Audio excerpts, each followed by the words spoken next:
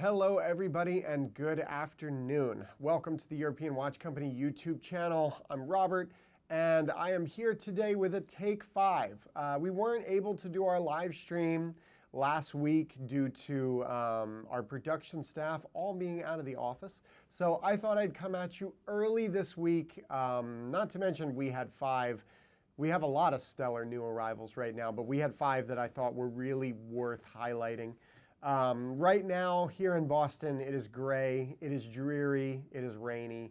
And I don't know why, but I was really feeling the warmth of rose gold. And so today we have all things rose. I've pulled 5 very different rose gold watches that I wanted to share with you all, and things that I think are really, really fantastic. So we will start with Patek Philippe, and with not the usual suspects in this case.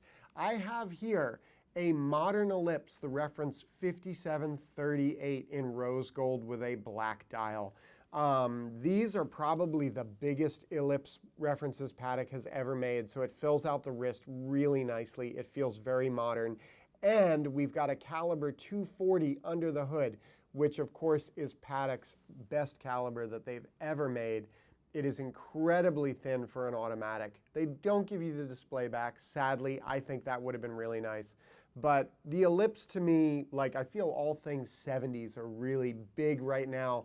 It's very on trend. And how do you get more 70s than this shape with no lugs? This size with lugs would feel overwhelming. But the fact that they do the hidden lugs with this, it fits beautifully. And it's thin. It's got the perfect shaped crown with a cabochon on it and a matching golden ellipse shaped tang buckle. I adore this watch. I think this is killer. And again, that rose gold warms up a gray, dreary day like today in a beautiful way. Rose and black's a wonderful combo. So that's the Patek. Then, not the kind of thing I would usually pick, but I am always drawn to this watch when we have this in. This is the Audemars Piguet Royal Oak Chrono. This is the older reference 26331. And this is probably my favorite version of this particular reference. I'm not usually a blue dial guy, but the blue with the rose and the rose gold subdials and then a blue gator strap, for me, this is a home run. And this is 41, but it doesn't feel massive. And maybe it's because it's on the strap instead of the bracelet. Ooh, it's sized for me. To me, this fits well. It's a good size. I'm about a 7¼ inch wrist. There's no overhang here. And because it's not an offshore, it's the integrated chrono from them, this fits nice and flush to the wrist. It's not too proud. It doesn't stand tall. We have a rose gold deploy on there. That's a stunning watch. And I love that there is a date at 4:30, which is not my favorite, but the fact that it's a blue on white date disc, it blends in and it works with the design. Like the fact that it's a chrono with the date at 4:30 and it's blue, I can deal with it better than when it kind of stands out a little too proud, because I don't like that. But I think this is absolutely killer. And they don't do these contrasting subs anymore. The new Royal Oak chronos have the monotone dial where it's all one color. And in the steel, I really like that. But in this gold with the matching gold subs like that, that's a winner. Look at that. Lovely. All right. Then we will change gears again and go to a watch I didn't even know existed until we got this in. This is a Reverso Tribute Duo Face. This is rose gold with a burgundy dial, and then this matching burgundy Casafagliano strap. This is stunning. Again, they only made 190 pieces of this. So this is very limited. They did it rose with the burgundy. They did it rose with the blue, which we also have never seen that one. Great size. Again, no overhang. It's on the thicker side for a Reverso, but that is because it is basically 2 watches in one. We flip it over, and we have a lovely opaline dial on the other side. It's actually kind of a nice, warm off-white, and that could be the influence of the rose gold on it, but really, really pretty, very simple, on a beautiful burgundy Casafagliano. I love that it's a tang buckle. Those of you who watch this show will know that like Deploys and I don't always get along, so I think it's great that they just put this on a Tang. And this was just, it was one of those watches when we got it in and I saw it, it stopped me in my tracks. Absolutely. You can have two separate time zones here. We have a slider on the top, and when you slide this as thus, it will change the time on the back dial here, advancing that hour hand. So you can have two distinct time zones on this watch. It is a dual time, or you can have them both set to the same time zone so that you can be wearing two watches on the same day, which is pretty great. So that is the Reverso Tribute Duo Face. Then we're going to start getting into the heavy stuff now.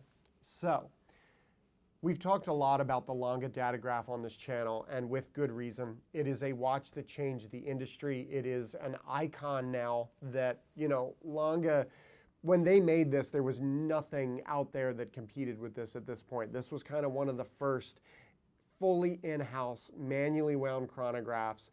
And then not only did they do that, but they added their signature big date, and they made it a flyback, and they gave us some of the most impressive movement architecture that we've ever seen.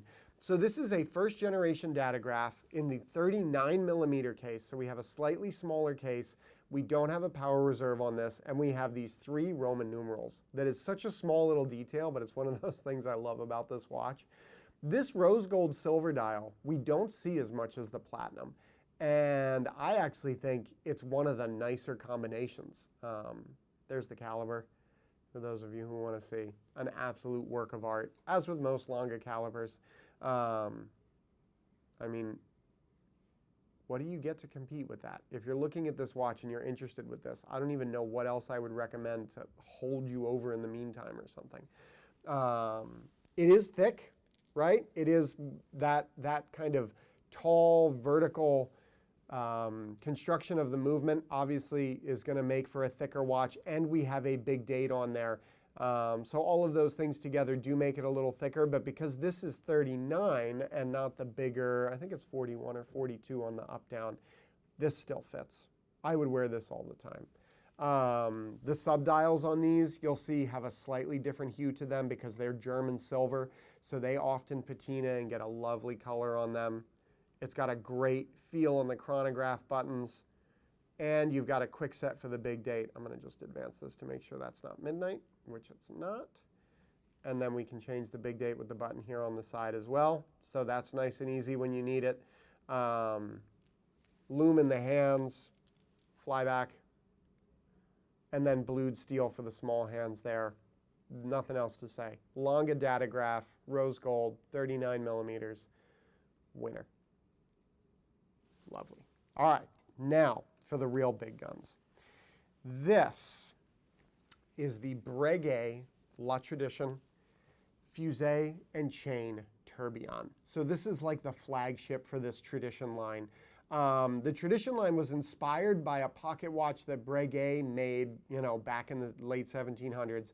And he also did make pocket watches with Fusée and chain, so this kind of combines both of those elements into one.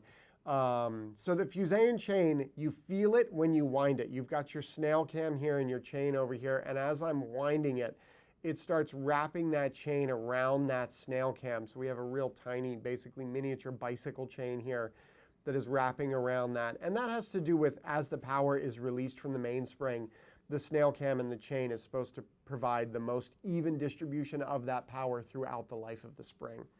Then up here at the top, we have the most enormous tourbillon I've ever seen. Like, it's the size of the dial, which to me is incredible. And I really like the slightly industrial feel to this watch. It's not Breguet's usual, like lots of filigree and, you know, very fine engraving and things like that, like you see on their classique tourbillons. This has like harder angles, and, you know, it's beautifully finished, but it's finished in a very different style. So it has this kind of industrial, or like almost like an old school handmade pocket watch. So it suits this collection perfectly. We just posted pictures, so if you want to see. On the Instagram? Nice. So we just put up some really nice high-res pictures on the Instagram as well. Producer Adam has informed me. This has this incredible tall crystal, which is hard for me to show on the thing, but it's very cool because there's so much depth in this watch, and the dial and the turb, like the bridge of the turb, are actually up above the case of the watch. They're like in the crystal, almost a la MB&F. And then when we flip it over, we have very similar again, old school pocket watch style bridges and some linkage on the back there for looking at. But obviously all the show is on the front here. Not a small watch, but I mean, it's worth it, right? It's worth it. Look at that. And I love the rose with the black, just like that Patek I had pulled out earlier. There's something when rose gold black is done well, it is such a striking complication. Can you give me the zoom before we leave this one behind? Because, I mean, that's incredible. It is absolutely incredible. This is a work of art for the wrist.